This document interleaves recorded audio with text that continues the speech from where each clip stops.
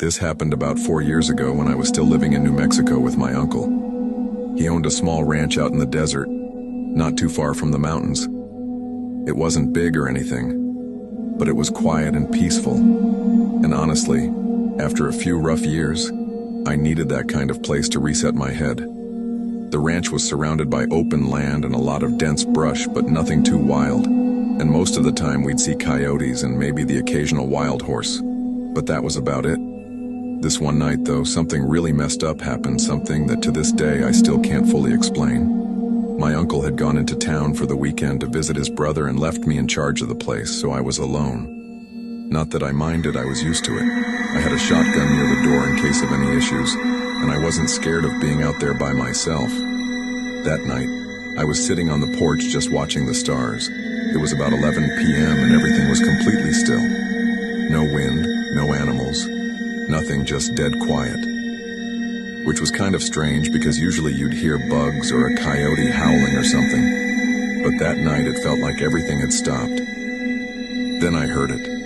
A voice calling my name from the brush, not shouting, not whispering, just saying my name over and over in this flat, emotionless tone, like someone trying to sound casual but not really pulling it off. It sounded like my uncle, only he wasn't supposed to be back until Sunday. I got up and looked out into the dark but couldn't see anything. So I called out asking who was there.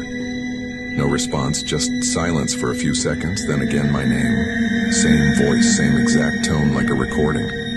It was coming from the left side of the ranch near the fence line. So I grabbed the flashlight and the shotgun and started walking in that direction, trying to convince myself maybe he came back early and was playing a dumb prank or something. But deep down, I knew it wasn't that.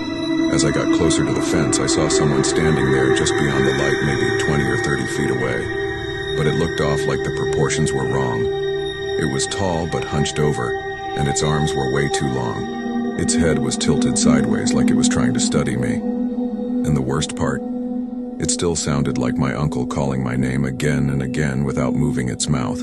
I aimed the flashlight directly at it. And for half a second, I swear to God, it looked exactly like my uncle. Same flannel shirt, same jeans, same boots.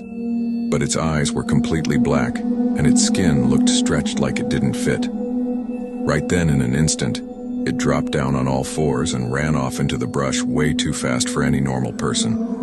And the way it moved wasn't human at all. It was like a spider or something, like it'd been in the wrong directions. I just stood there frozen, not knowing what to do. I didn't sleep that night. I locked every door and window and kept the shotgun with me the entire time. The next morning I went out there to check for tracks, and there were footprints all around the fence line. But they weren't my uncle's. They were barefoot and massive, like twice the size of mine, and sunk deep into the dirt. Like whatever it was weighed a lot when my uncle came back. I told him everything, and he didn't laugh or say I was imagining things. Instead, he looked real serious and told me that what I saw was probably a skinwalker. He said his grandfather used to warn him about them creatures that could take the form of people and mimic their voices but weren't human at all. He told me if I ever heard my name again from the woods not to answer it no matter what. I've never seen it again, but sometimes late at night I think I hear something just outside the window whispering my name, and every time I remember what my uncle said and I don't move, I just stay still and wait for the silence to come back.